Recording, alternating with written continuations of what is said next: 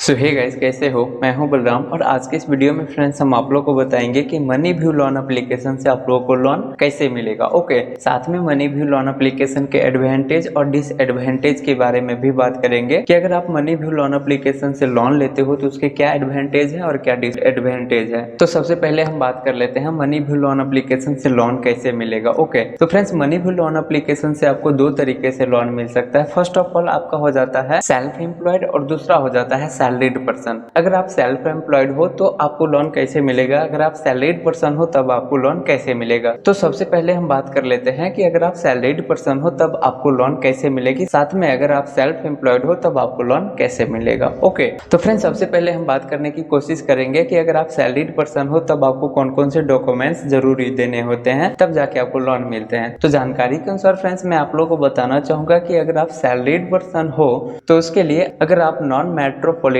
City में रहते हो सच एज जैसे मुंबई, दिल्ली, एनसीआर, अगर ये सब एरिया में अगर आप नहीं रहते हो तब आपको कम से कम सैलरीड कम से कम 15,000 होने चाहिए। ओके, नॉन मेट्रोपॉलिटन के लिए है। अगर आप मेट्रोपॉलिटन एरिया में रहते हो तो उसके लिए आपको कम से कम जैसे मुंबई हो गया या चाहे दिल्ली एनसीआर हो गया तो उसके लिए कम से कम आपको 25,000 सैलरी होना चाहिए। आई मीन 25,000 आपका सैलरी होना चाहिए। अगर आप दिल्ली मुंबई को छोड़ के मेट्रोपॉलिटन सिटी में ही रहते हो जो कि दिल्ली मुंबई में इंक्लूड नहीं होते हैं, तब जो आपका सैलरी होना चाहिए, जैसे आप पंजाब में रहते हो, चंडीगढ़ में रहते हो या अदर किसी एरिया में रहते हो, तब जो आपका सैलरी स्लिप होना चाहिए वो 20K का होना चाहिए। ओके, 20K कहने का मतलब कि आपका जो सैलरी स्लिप होना चाहिए वो 20,000 का होना चाहिए। राइट नो, साथ में फ्रेंड्स हम आप लोग को बताने की कोशिश करेंगे ये चीज कंप्लीट होने के बाद उसके बाद आपके पास पैन कार्ड, आधार कार्ड का डिटेल्स होनी चाहिए, क्योंकि कोई भी कंपनी आपको लोन तभी प्रोवाइड करता है जब आपका एड्रेस प्रूफ साथ में होता है। ओके, तो एड्रेस प्रूफ तो हर जगह मैंडेटरी होता है। एड्रेस प्रूफ के बाद जो आपको देने होते हैं फ्रेंड्स, आपका एक होता है NACH फॉर्म,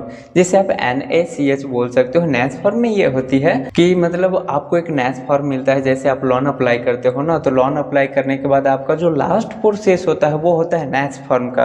आपका जो लास्ट प्रोसेस होता है वो होता है आपका NACH फॉर्म का। NACH फॉर्म में आपको ये करने पड़ते हैं कि वहां पे सिर्फ आपको एक सिग्नेचर देने होते हैं कि हाँ हम जो लोन ले रहे हैं उसे पे करने के लिए एलिजिबल हैं। अगर हम पेड नहीं करते हैं तो हमारे अकाउंट से डिडक्ट कर लिया जाए, ऐसा आप दे सकते हो, या किसी किसी सिचुएशन में नहीं भी हो सकता है ये, फिर 60% चांसेस ही ऐसा होते हैं। ओके, तो आपको एक NACH फॉर्म भी देना पड़ता है। अब हम बात कर लेते हैं अगर आप सैलरीड पर्सन नहीं हो तब आपको कौन कौन से डॉक्यूमेंट्स की जरूरत पड़ती है। सो फ्रेंड्स अब हम बात कर लेते हैं अगर आप सैलरीड पर्सन नहीं हो तब आपको कौन कौन से डॉक्यूमेंट्स की जरूरत पड़ेगी। तो फ्रेंड्स अगर आप सैलरीड पर्सन नहीं हो तो आपके पास कम से कम 3 मंथ्स, जैसे कि मैं बताने की कोशिश करूंगा, अगर आप सैलरीड पर्सन नहीं हो तो आपके पास सैलरी तो होनी चाहिए ना, कहीं से इनकम रिसोर्सेज तो होनी चाहिए ना, जैसे आपके पास कोई बिजनेस हो, चाहे आप खुद का कोई काम कर रहे हो, चाहे आप कुछ और कर रहे हो, तो वहां से जो आपका इनकम रिसोर्सेस आता है उसका जो स्टेटमेंट होता है, बैंक स्टेटमेंट, वो कम से कम 3 मंथ्स का आपके बैंक स्टेटमेंट होना चाहिए। और उस बैंक स्टेटमेंट में आपका जो